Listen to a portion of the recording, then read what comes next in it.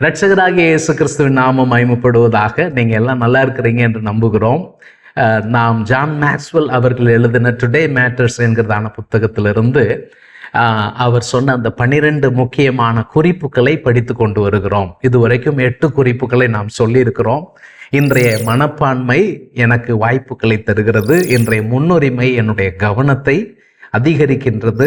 இன்றைய ஆரோக்கியம் எனக்கு பலத்தை தருகிறது. இன்றைய குடும்பம் எனக்கு ஸ்திரத்தன்மையை தருகிறது. இன்றைய சிந்தனை எனக்கு நற்பலனை தருகிறது. இன்றைய அர்ப்பணிப்பு எனக்கு உறுதியான தன்மையோடு கூடிய விடாமுயற்சியை தருகிறது.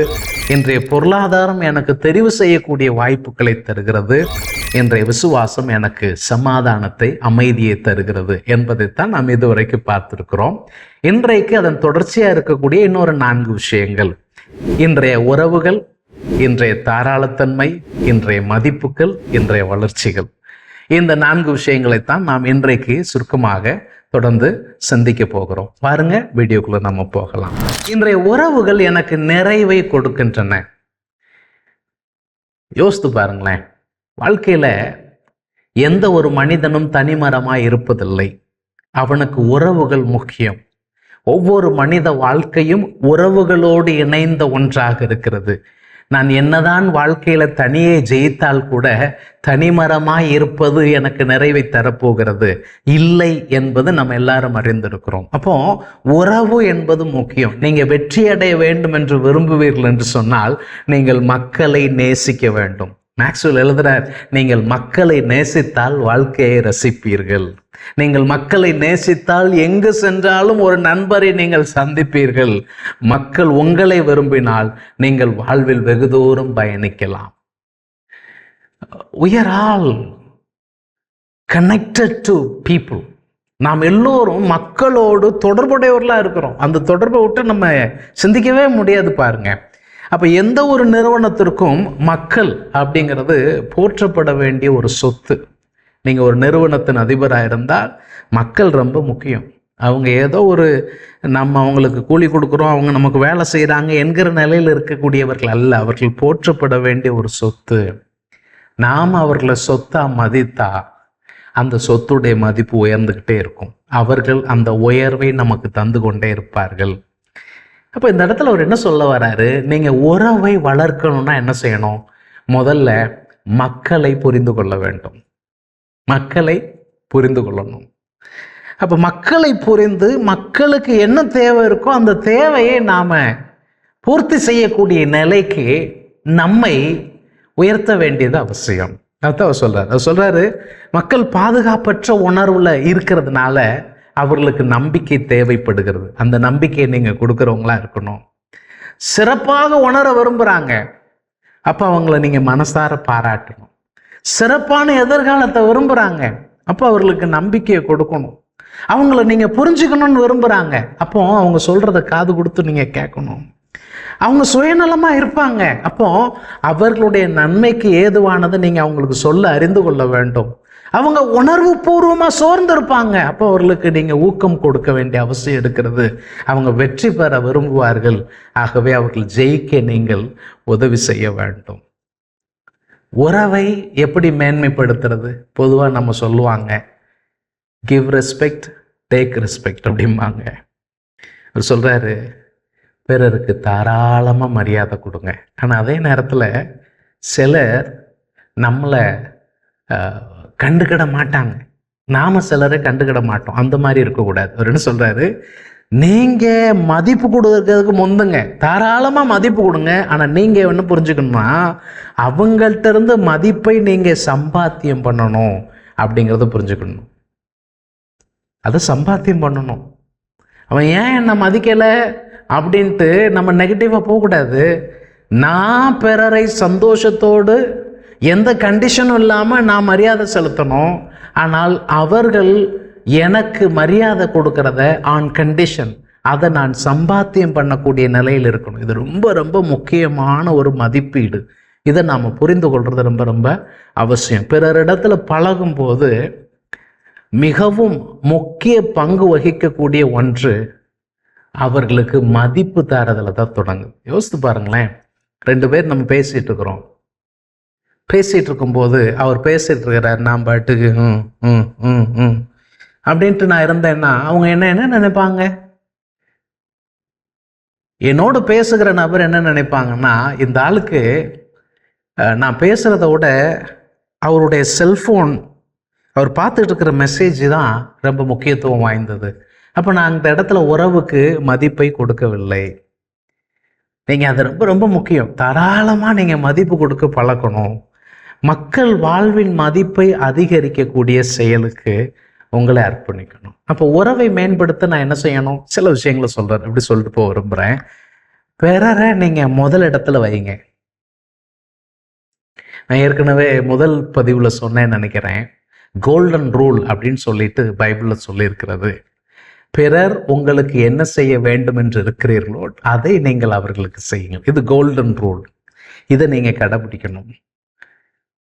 நீங்க எந்த அளவுக்கு அக்கறை காட்டுகிறீர்கள் என்பதை மக்கள் அறியணும். அவர் சொல்றாரு, நீங்க எந்த அளவுக்கு அக்கறை காட்டுகிறீர்கள் என்பதை மக்கள் அறியும் வரை உங்களுக்கு எவ்வளவு தெரியும் என்பதை மக்கள் பொருட்படுத்த மாட்டாங்க. நீ எவ்வளவு பெரிய ஞானியா இருந்துட்டு போங்க, உங்களுக்கு அக்கறை இல்லைன்னு சொன்னா அவங்க உங்களை பொருட்படுத்தவே மாட்டார்கள். முதல் விஷயம், மக்களை முதல்ல வைங்க. ரெண்டாவது விஷயம் சொல்றாங்க, உணர்ச்சி வசமான விஷயங்களே சுமந்துட்டு தெரியக்கூடாது, மன்னிக்கணும். நமக்கு கசப்பு இருக்கு வாழ்க்கையில. மனிதர்கள் எல்லாம் ஒரே மாதிரி இருக்கிறதில்ல. நம்மளை எதிர்ப்பாங்க, நம்மளை முன்னால் விட்டுட்டு பின்னால் பேசுவாங்க, எல்லாமே இருக்கும். ஆனால் அந்த உணர்ச்சி பேக்கேஜையே தூக்கிட்டு நம்ம நடந்தோம்னா வாழ்க்கையில் முன்னேற முடியாது. தாராளமாக மன்னிக்க பழகணும். மன்னிச்சாதான் உறவு மேம்படும். உங்களுக்கு மதிப்பை தரக்கூடிய உறவுக்கு நேரத்தை கொடுக்கணும். உறவை நீங்கள் முக்கியப்படுத்த வேண்டும். சந்தோஷத்தோடு நீங்க பிறருக்கு சேவை செய்யணும். அடிக்கடி உங்களுடைய அன்பை வெளிப்படுத்த வேண்டும். இதெல்லாம் செய்கிறதுனால தான் உறவு வளம் அடையும். அப்போ இவர் சொல்லக்கூடிய விஷயம், இன்றைய உறவுகள் தான் எனக்கு நிறைவை தர முடியும். பணம் அல்ல, எனக்கு இருக்கிற வசதி வாய்ப்பு அல்ல, உறவுகள் தான் எனக்கு நிறைவை தரும். ரெண்டாவது, இன்றைய தாராளம் எனக்கு முக்கியத்துவத்தை கொடுக்கிறது. இதை நம்ம ஏற்கனவே பணத்தை குறித்து பேசும்போது கொஞ்சம் பேசணும். அதை அவர் இந்த இடத்துல ரொம்ப எலாபரேட்டாக சொல்லியிருக்கிறார். ஆங்கிலத்தில் ஜெனரோசிட்டி என்று சொல்லுவார்கள். இந்த தாராளத்தன்மை எல்லோருக்கும் ஒரு தயாளமான மனப்பன்மை, ரொம்ப ஸ்டிஞ்சியா, ஒரு கஞ்சத்தனமான ஒரு வாழ்க்கை, ஒரு சுயநலமான ஒரு வாழ்க்கை, எனக்குன்னு ஒரு வட்டத்தை போட்டு அந்த வட்டத்துக்குள்ளேயே நின்று வேற யாரையும் குறித்து யோசித்திருக்காத ஒரு வாழ்க்கை வாழ நாம் அழைக்கப்படவில்லை. அப்படிப்பட்ட வாழ்க்கை ரொம்ப போர் அடிக்கும். அப்படிப்பட்ட வாழ்க்கை நிறைவை தரவே தராது. அப்போ தாராளத்தினுடைய பயன் என்ன? அவர் சொல்றாரு, நீங்க கொடுக்குறீங்க பார்த்தீங்களா, நீங்க கொடுக்கக்கூடிய விஷயம் உங்கள் கவனத்தை வெளிப்புறமாய் திருப்புகிறது. கொடுக்கிறவர்களை மக்கள் சூழ்ந்திருக்க விரும்புவார்கள் அப்படிங்கிறாரு. செனாக்கா அங்க சொல்றாரு, நீங்கள் உங்களுக்காக வாழ விரும்பினால் நீங்கள் மற்றவர்களுக்காக வாழ வேண்டும். இதுதான் ரகசியம். நீங்க மற்றவர்களுக்காக வாழாமல் உங்களுக்காக வாழ முடியாது. இதை தெரிந்தவன் ஞானி. கொடுத்தல் மற்றவர்களுக்கு மதிப்பை சேர்க்கிறது. நீங்கள் எவ்வளவு அதிகமாய் கொடுக்கிறீர்களோ அவ்வளவு அதிகமாய் வாழ்கிறீர்கள். கொடுத்தல் கொடுப்பவருக்கே உதவி செய்கிறது. நீங்கள் பிறருக்கு உதவி செய்யும் பொழுது நீங்கள் பயனடையாமல் இருக்கவே முடியாது. உங்க சொந்த பாதையில ஒளி வீசாமல் மற்றவருடைய பாதையை நீங்க ஒளிர செய்ய முடியாது. அப்போ அதான் வேதம் அப்படிதான் சொல்லுது, அம்மைக்கு குலுக்கி சரிந்து போகும்படி மடியிலே திரும்ப அளந்து போடப்படும். கொடுங்கள், அப்பொழுது உங்களுக்கு கொடுக்கப்படும். இது காணிக்கைக்கு மாத்திரமல்ல, பிறர் வாழ்வில் நாம செய்யக்கூடிய நன்மையும் நமக்கு திரும்ப பலனை கொண்டு வரும் என்பதுல சந்தேகமே இல்லை. அப்ப இது எப்படி செய்யறது? பிராக்டிக்கலா ஒரு 5 விஷயங்கள் சொல்றார். 1, பிறருக்கு உங்கள் பணத்தை கொடுங்கள்.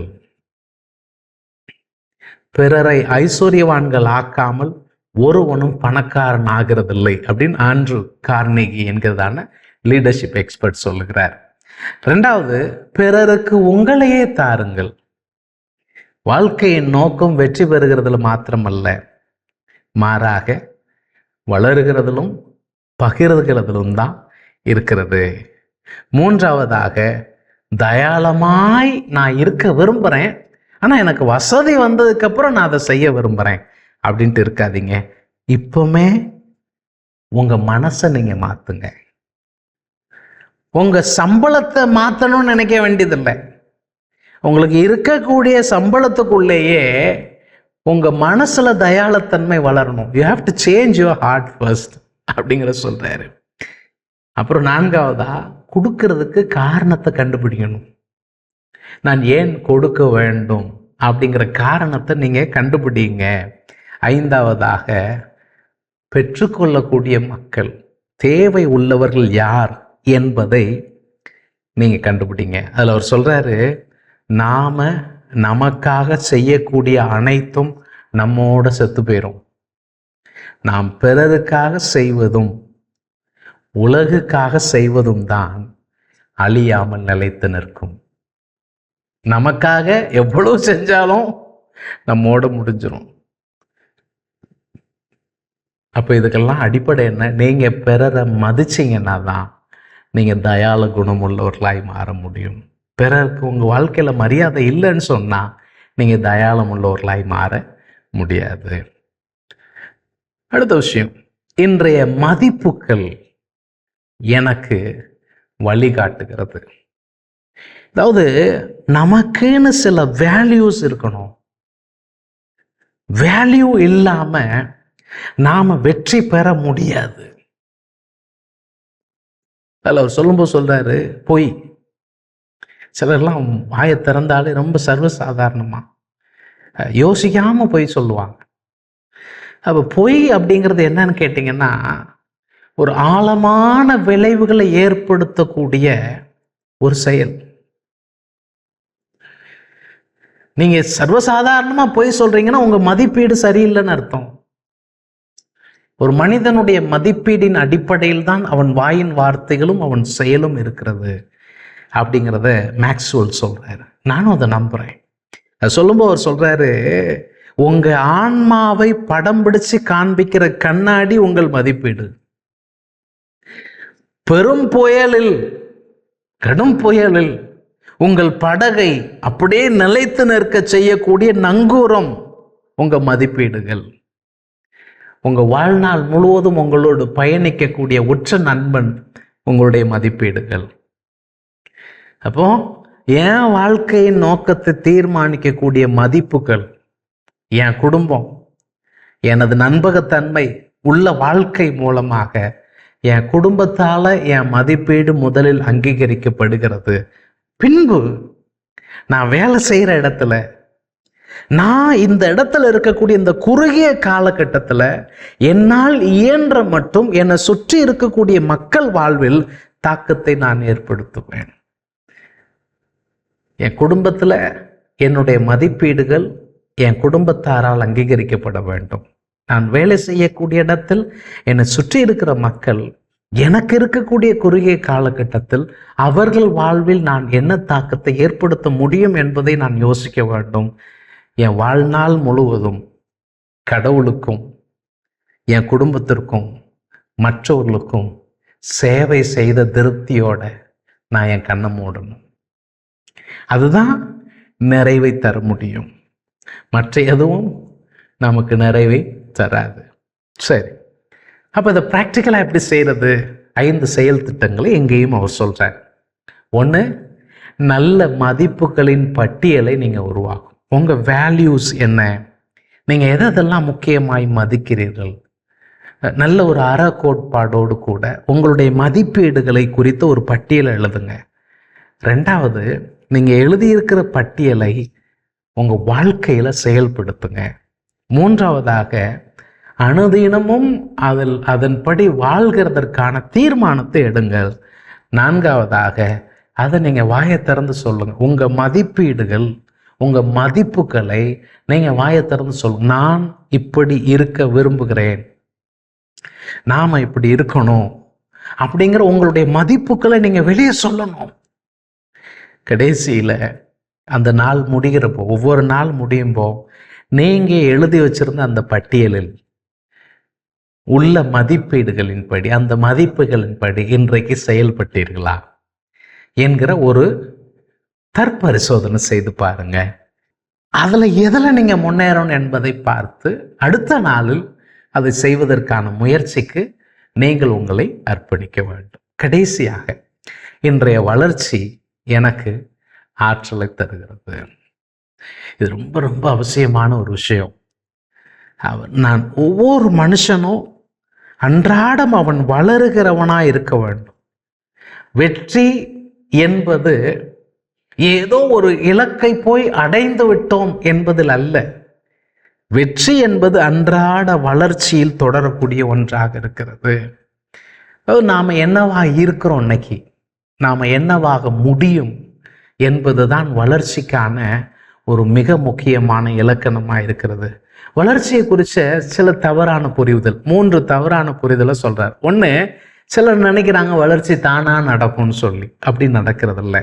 2வது, வளர்ச்சி நம்ம நிறைய இன்ஃபர்மேஷன் சேர்த்து வைக்கிறதுனால வளர்ச்சி வந்துடுதுன்னு நினைக்கிறாங்க. அப்படியும் கிடையாது. 3வது, வளர்ச்சி அனுபவங்களின் வழியாக வருது அப்படின்னு நினைக்கிறாங்க. சிலர் அனுபவத்தை பெற்றுக்கொள்வார்கள், ஆனால் வளர மாட்டாங்க. அப்போ இது 3மே தவறான ஒரு புரிதல். வளர்ச்சியினுடைய முக்கியத்துவம் என்ன? 1, வளர்ச்சி இல்லாமல் இருந்தால் நம்ம யூஸ்லெஸ்ஸாக மாறிடுவோம், பயனற்ற ஒரு தன்மைக்கு நம்ம போயிடுவோம். 2வது, உங்கள் தனிப்பட்ட வளர்ச்சி நீங்கள் சார்ந்திருக்கிற நிறுவனத்தின் வளர்ச்சியை பாதிக்கிறது. அது பாசிட்டிவாவோ நெகட்டிவாவோ பாதிக்கிறது. 3வது, முழு திறனை அடைகிறதற்கு ஒரே வழி தொடர்ச்சியான முன்னேற்றம். அப்போ இது எல்லாத்துக்குமே என்ன வேணும்? வளர்ச்சி வேணும். வளர்ச்சி வேணும். வேதத்தில் கூட நீங்கள் வளரும்படி புதிதாய் பிறந்த பிள்ளைகளைப் போல கலங்கமில்லாத அந்த ஞானப்பாலின் மேல் வாஞ்சையாருங்கன்னு சொல்லியிருக்கு. எபிரேயர் ஆக்கியோன்னு சொல்றாரு, காலத்தை பார்த்தா நீங்க போதகராக இருக்க வேண்டிய நீங்க, உங்களுக்கு நான் இன்னும் திடமான ஆகாரத்தை கொடுக்க முடியல, பாலை கொடுக்க வேண்டி இருக்கிறது. அப்போ வளர்ச்சி அது ரொம்ப முக்கியமான ஒரு விஷயமா இருக்கு. இப்போ இங்க ஒரு வளர்ச்சிக்கு என்ன செய்ய வேண்டும் என்ற சில கருத்துக்களை பகிர்ந்து கொள்றார். முதல் விஷயம், உங்க திறமை என்ன? உங்க இலக்குக்கும் இன்றைய நிலைக்கும் இடையே இருக்கக்கூடிய அந்த இடைவெளியை உங்க திறனை மேம்படுத்துறதுனால தான் நிறைவு செய்ய முடியும், பூர்த்தி செய்ய முடியும் என்பது அவர் சொல்ல. அப்போ முதல்ல உங்க திறமையை கண்டுபிடிக்கணும். உங்க இலக்குக்கும் நீங்க இன்னைக்கு இருக்கக்கூடிய நிலைக்கும் இடையில இருக்கக்கூடிய இந்த கேப்பை ஃபில் பண்றது உங்கள் திறமையை மேம்படுத்துகிறது தான் இருக்கிறது. அப்போ அந்த மாற்றத்திற்கு நீங்கள் உங்களை அர்ப்பணிக்க வேண்டும். இந்த இந்த கேப்பை ஃபில் பண்றதுக்கான இலக்குகளை நீங்கள் நியமிக்க வேண்டும். உங்க பயணத்துல அதை மகிழ்ச்சியோடு முன்னேற கற்றுக்கொள்ளணும். ஒரு நாள் நீங்கள் அதை செய்ய முடியல, அந்த இலக்கை நீங்கள் ஒரு குறிப்பிட்ட ஸ்டேஜில் நீங்கள் அடையாமல் இருக்கக்கூடிய ஒரு சூழல் இருக்கிறது, வருத்தப்படக்கூடாது. அதை குறித்து சஞ்சலப்பட வேண்டிய அவசியம் இல்லை. மகிழ்ச்சியோட, ஒரு நாள் நான் இன்னைக்கு ஃபெயிலே ஆகிட்டேன், ஆனால் பரவாயில்ல, நான் அடுத்த நாளில் அதை முன்னேறுகிறதற்கான முயற்சியை செய்வேன் என்கிற நிலையில் நம்ம இருக்கணும். அது மாத்திரமல்ல, வளர்ச்சியை ஊக்கமளிக்கக்கூடிய ஒரு சூழலில் நீங்கள் இருக்கணும். சிலர் பார்த்தீங்கன்னா அவர்கள் வளர மாட்டாங்க, பிறரையும் வளர விட மாட்டாங்க. அப்படிப்பட்ட சூழலில் நீங்கள் இருந்தீங்கன்னு சொன்னால் நீங்கள் மாட்டிக்கிடுவீங்க. அப்போ நீங்கள் வளரணும் என்கிற விருப்பம் உங்களுக்கு இருந்தால் மட்டும் போதாது, அப்படி வளரணும் என்கிற விருப்பம் இருக்கக்கூடிய மக்களோடு கூட நீங்கள் இருக்க வேண்டியது ரொம்ப ரொம்ப அவசியமாக இருக்கிறது. ஒவ்வொரு நாளிலும் ஏதோ ஒரு விதத்தில் நான் வளருவேன் அப்படிங்கிற ஒரு இலக்கை நீங்கள் நியமித்து அதில் பயணிக்க வேண்டியது அவசியம். இந்த இடத்துல மேக்ஸ்வெல் அவருடைய பர்சனல் வளர்ச்சி திட்டத்தை அவர் சொல்கிறார். எனக்கு ரொம்ப ஆச்சரியமாக இருந்துச்சு, ரொம்ப சந்தோஷமாகவும் இருந்துச்சு, எனக்கு ஒரு பெரிய சவாலாக இருந்துச்சு. அவர் சொல்கிறாரு, ஒவ்வொரு வாரமும் 7 ஆடியோ செய்திகளை அவர் கேட்பாராம். லீடர்ஷிப் சம்பந்தப்பட்ட 7 ஆடியோ செய்தி. ஒரு வாரத்துக்கு 7 நாள் தான் இருக்கு, நம்மளுக்கு எல்லாருக்குமே தெரியும். ஒரு ஒரு ரொம்ப பிஸியான ஒரு திட்டத்தில் இருக்கக்கூடிய ஒரு தலைவர் அவர் சொல்ற, ஒவ்வொரு வாரமும் நான் 7 ஆடியோ பாடங்களை கேட்கிறேன், மாதத்துக்கு 2 புத்தகங்களை வாசிக்கிறேன். 7 ஆடியோ பாடத்தை அவர் கவனிக்கிறதுக்கு அவருக்கு நேரம் இருக்கு. மாசத்துல 2 புஸ்தகம் வாசிக்கிறதுக்கு அவருக்கு நேரம் இருக்கிறது. இதுக்கு மத்தியில இவர் வளரணும் அப்படிங்கிறதுக்காக ஒரு குறிப்பிட்ட நபரை மாதத்திற்கு ஒரு முறை சந்திக்கிறார். இந்த அமைப்புகள் மூலமா அந்த 7 ஆடியோ பாடங்கள், 2 புத்தகம், ஒரு தனி நபர், இவர்களிடம் இருந்து கற்றுக்கொள்றது அப்படியே அவர் எழுதி வைக்கிறார். அப்புறம் நான் இதை எப்படி நடைமுறைக்கு கொண்டு வருகிறேன் என்பதை அவர் பார்க்கிறார்.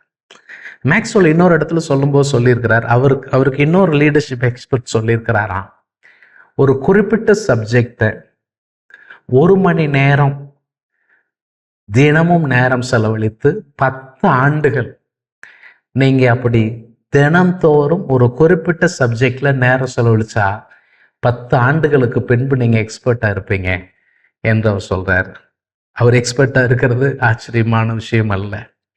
அப்ப நம்மளும் வளருகிறதற்கு என்ன செய்ய வேண்டும்? வரக்கூடிய புதிய ஆண்டு உங்கள் வாழ்வின் வெற்றியின் ஆண்டாக, வளர்ச்சியின் ஆண்டாக, நிறைவான ஆண்டாக இருக்க வேண்டும் என்று நான் வாஞ்சிக்கிறேன். அப்ப நாளைய வெற்றியை தீர்மானிப்பது என்னது? 12 விஷயங்கள். உங்கள் மனப்பான்மை, உங்கள் முன்னுரிமை, உங்கள் ஆரோக்கியம், உங்கள் குடும்பம், உங்கள் சிந்தனை, உங்கள் அர்ப்பணிப்பு, உங்கள் பொருளாதாரம், உங்கள் விசுவாசம், உங்கள் உறவுகள், உங்கள் தாராளம், உங்கள் மதிப்புகள், உங்கள் வளர்ச்சிகள். இவைகளில் கவனம் செலுத்துவோம், வெற்றி பெறுவோம், கர்த்தருடைய நாமத்தை மகிமைப்படுத்துவோம். ஆண்டவர் தாமே உங்களை ஆசீர்வதிப்பாராக. ஆமென்.